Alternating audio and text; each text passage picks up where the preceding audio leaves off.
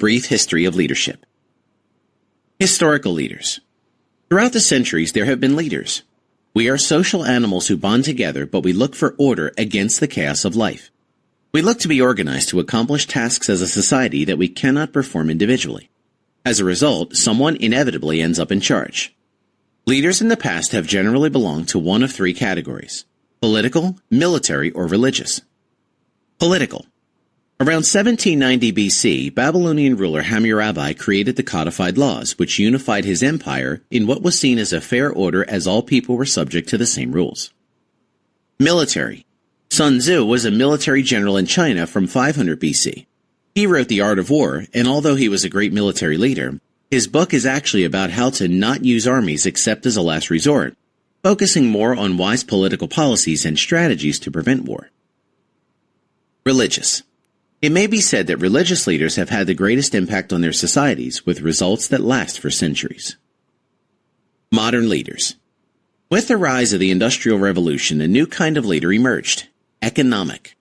The so-called captains of industry found they could build an empire based on modern technology instead of swords. Oil barons, railroad magnates, and factory owners built large fortunes without the benefit of armies. It was often at the expense of the people they employed. This gave rise to union leaders and various movements designed to promote justice where abuses were perceived to exist. The Industrial Revolution also increased the number of scientific leaders, as scientists now had easy access to a wide range of new materials for their work. Psychiatry and psychology came into prominence with studies on the workplace in regards to improving productivity and the effect on the workplace. Studies have shown consistently that workers are more productive when they are in a positive work environment. The attitude and influence of a boss is a major factor in this productivity. If employees feel they are listened to, respected, and treated fairly, they are happier in their work and perform better than those who they feel are disrespected and unappreciated. Which kind of work environment would you prefer? The three theories of leadership. The Great Man Theory. The Great Man Theory was abandoned in favor of the theories of behavioral science. It's easy to be inspired by stories of great men and women who did great things in their lives. Alexander the Great conquered the known world.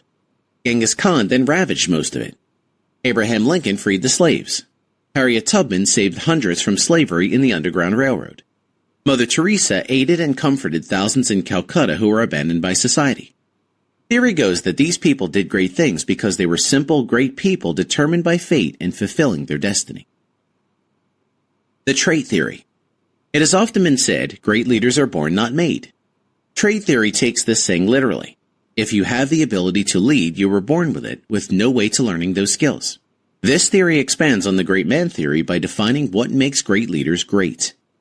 Today, we recognize that true leadership seems to come from a combination of both theories and more. As we have seen, there are wide varieties of leadership qualities. Everyone has some ability in or at least one or more of these areas. This means that under the right circumstances, anyone can rise to a leadership role and be successful based on the leadership style that best matches their personality if they know how to use that ability to properly address the situation at hand. Other leadership skills can indeed be learned, developed, and mastered. Transformational leadership. In 1978, James McGregor Burns introduced the idea of transformational leadership as he researched political leaders. Burns theorized that transformational leadership is actually a process where leaders interact with their followers and inspire each other to advance together. His characteristics and behaviors demonstrated the differences between management and leadership. People and organizations are transformed due to the leadership style and abilities of the leader, who is able to convey a vision and guide the transformation.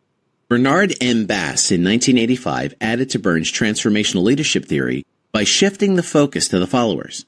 It is not the individual traits and visions of the leaders that matter as much as it is their ability to influence the feelings, attitudes, and commitment of their followers.